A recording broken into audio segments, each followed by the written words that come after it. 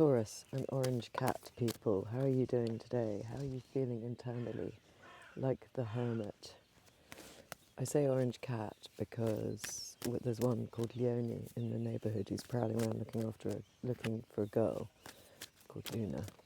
And I've just seen him. He's terrified. How are you feeling on the outside world? Like the Four of Cups and how do you act and how is it making you act in the outside world? And the basis of the reading, we've got the King of Pentacles and the Five of Swords, and something from the recent past, Wheel of Fortune, and it was in the reverse, I'm just going to note that, a potential outcome. Oh, 4 cards, 5, 4, okay. No, too many, it's the whole wad. It's chilly here today, and where is the sun? It's not here. Oh, it's a lot in your potential outcomes. So we've got the Lovers, 7 of Cups, and the 2 of Swords. Coming up in the near future. I can see already this is about, it's about not wanting to be forced out of a time of introspection, I think. Oh, lovely. There you are being forced out. The 6 of Wands. And your attitude, the 9 of Wands. I'm not going to take all of that lot. And your environment. Knight of Cups. And your hopes and fears.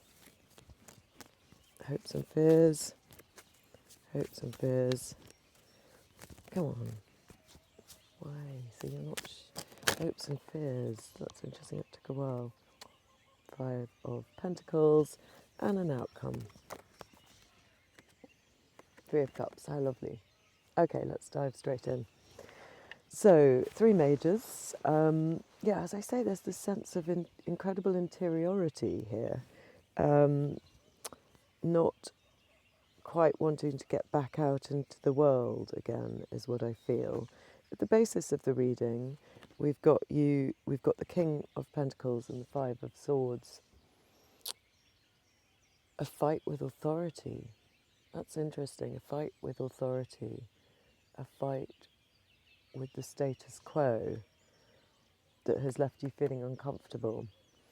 And in your interior, we see you as the hermit with this star leading his way up the mountain to find his own path. It's quite uncomfortable when you think that you might have fallen out with authority somehow. How interesting. His head is bowed. He's going to find his own path. It's a wonderful quest. But how that makes you feel on the outside is you don't really want to take the next stage, the next offering. You do not want to participate at all. Let's see, what am I seeing here? Oh, I need the big red glasses. Here they are. Big red glasses, if you see, they're too big. They amplify things too much, but then they give me this sort of, it's like putting a magnifying glass. Yeah, I'm seeing the hole in the tree. What's in there? Who lives in there?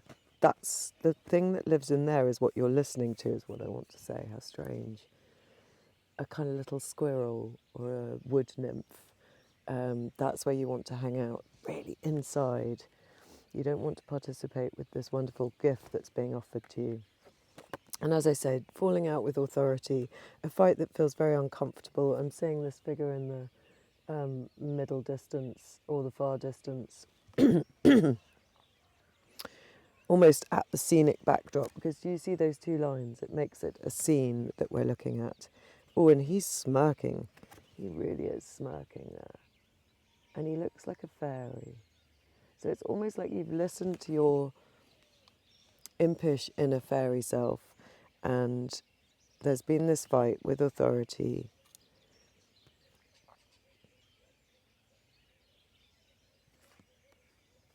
I can't help but think that the king's almost proud of you for standing up to him. That's strange. from his expression. And this was in the reverse, remember, in your recent past. So what does that tell us? I mean, I don't know if this is more of that Four of Cups energy of not wanting to jump in and affect change because you're listening to this inner deep voice. I think that's what it is. And as a potential outcome, we've got the Lovers, this choice, this divine, I can't show you the whole card, but this divine choice that you're being offered to partner with some part of life, but you're, in this potential outcome, still feeling utterly confused with the Seven of Cups and in two minds. And I can see that there's lots of green in this version of the Two of Swords that I'm looking at, as if the land is coming back, as if you're gaining your vision back again, but you're not quite ready. But coming up in the near future, you're being acknowledged by people in the Six of Cups, in the Six of Wands. You're riding back into town, having said no to authority. People quite like you for it. You've got either you or you've got some people around you who are appreciating your point of view. They find it valid. And in your attitude, the Nine of Wands, yeah, you're feeling a little bit defensive because of this fight with tradition. So you don't really want to engage and you're ready for the next fight. The defences are up. Again, it's just a stage. Incredibly big torso this chap's got on, and his headband where there's been a wound to your head, a wound to your sense of thinking about things, as a wound to the way that you metabolize your thoughts and organize them. But in your environment, a bit like that Six of Cups, we've got something very loving. Now, whether this is you listening to the other world, or whether you have a very supportive family or partner around you who want to encourage you on this quest, or maybe this is like this cup that's coming at you to be offered, to be grabbed, and in your attitude you're not interested, but it's saying to me that it might be quite a good offer. So maybe don't keep saying no to it, because it might be through standing out and being uniquely yourself, you've grabbed the attention of someone or a group of people that you might want to engage in. And in your hopes and fears, you do not want to be left out. You do not want to feel that just because you've stood up to some aspect of tradition that you're no longer allowed in the club, metaphorically. I'm looking at his hat, which is red and blue. I don't know if that means anything to anyone. And the red and blue around the stained glass window and the snow falling. Yeah, you really don't want to stay in this left out position, but somebody is offering you their cup.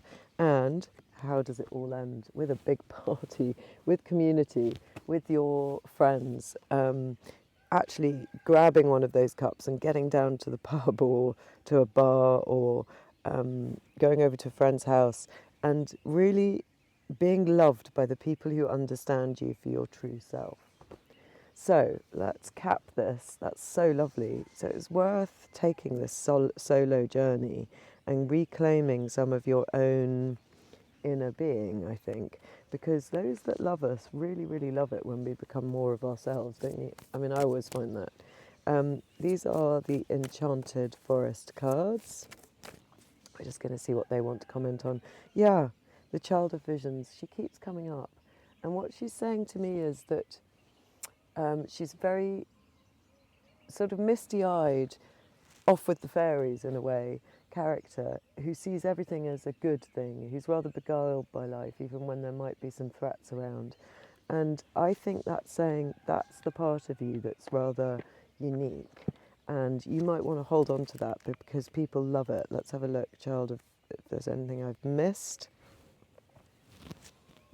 Let's put the pink glasses on. Child of Visions. We're going on a road trip today, hence the hairdo. to see family. Right, gentle, emotionally sensitive, appreciation for beauty, wonder, innocence, wonder. And it also says if this doesn't represent a person, it could mean a time of increasing harmony, a gift of beauty, or a quarrel forgiven. She trusts that she'll get her happy ever after. So this is you coming back into the fold of community, and being accepted for entirely who you are, which I love. And then let's just grab one from Rachel Pollock's Shining Tribe deck. She's this, I really encourage you, if you're interested in tarot, if you don't know about her, which you probably do, looking into her work, because she's great. She died recently-ish. But so we've got with her the Four of Trees, which is that sort of communion, wedding, joining your community card, and the Three of Trees. Let's have a look. We'll go just dive a little bit quickly into this because she has long, beautiful explanations, but we don't want to do that. So Four of Trees, joy in life's simple pleasures, abundance without excess, a life that's not structured and organised, but in a simple way, that is structured and organised, but in a simple way, so that the person feels able to breathe and appreciate the world and its beauty. Appreciation of many gifts and miracles that give meaning and spiritual structure to our lives. So it's coming back into the fold. I mean, it's the exact antidote to what you don't want, which is being left out. Here we're in this beautiful, warm structure and enjoying the miracles of life, food, friends, simple living. I mean, if I think of some of my happiest moments, a great old friend of mine has just invited me to dinner with a group of people that I've known forever, and we're very close friends. But, you know, as time goes on, it sometimes takes ages for us all to get together. And I can already know 100% that that evening is going to fill with laughter and appreciation and warmth, and that's kind of everything to me. So it's those kind of pleasures that we're returning to for you here. If you've been a bit at odds with your society. And the Three of Trees, we need to trust what life gives us and open up our arms to joy. For the right side up or reversed, it might be good to make our own stick figures or create a tree shrine. How interesting. Do you remember how in your attitude I was wondering what was in that hole? Are you like me? Do you love trees? Create a tree shrine. You can do this simply with a few basic symbols. This is based on the Ojibwe, or as an elaborate as you like, with silk cloths, beads, painted faces, and flowers around it, but etc. The important thing is to do it with attention and care. So these are these beautiful tree spirits. So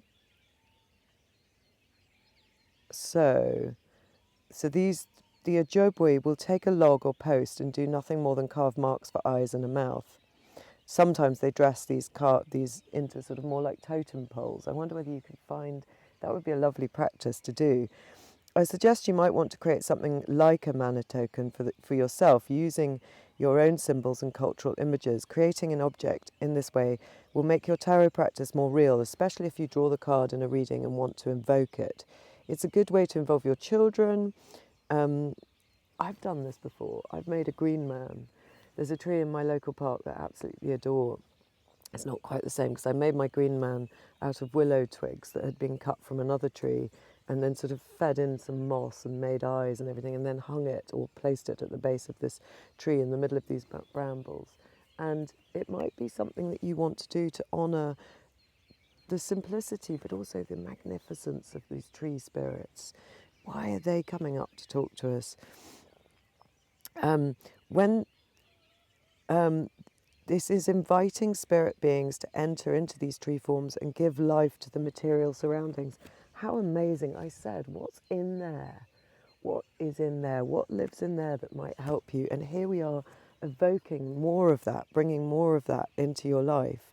I love that. So not like a scarecrow, but it's saying here, you're giving life to some sort of spirit. Possibly scarecrows derived from older European creations such as corn dollies or green men figures, I was just talking about that, who bless the crops in the spiritual world, as well as protecting them in the physical. The tree suit reminds us how polysynthesis transforms the fire energy of the sun into organic growth. With humans, the process goes both ways, for just as sunlight becomes physical energy in our body, so the sacred imagination transforms natural objects into spirit. This is a card of celebration filled with laughter of the grandfather. He welcomes and protects us with open arms. The slightly comical aspect of the smaller figures indicates delight and no disrespect. At their feet, mixed colours of the wild grass and flowers remind us of the varied gifts from the sun and the earth. You're being welcomed back into the fold of the grandfather. As I said, when I saw this king, he almost looked impressed that you were standing up to him with your lack of tradition. And I think that's what's going on here for you, that once you gain your authenticity, then the celebrations begin. Let's see if we've got one further little comment from the Rider-Waite small decks. What have we got here? No, there's too many. Well, we've got the death of the old way with the Ten of Swords that gives way to, after that destruction of what's not built on the right foundations, you get your wish fulfillment. You get to receive your grail cup, a new beginning of something and some way of being that you really love, and then you become like the wonderful Queen of Wands, full of your own unique power and not bowing to anyone. Oh, I love your reading. Leonie, the spirit of this lion cat prowling around. And anyway, it's wonderful. Tree spirits, remember those. Bye.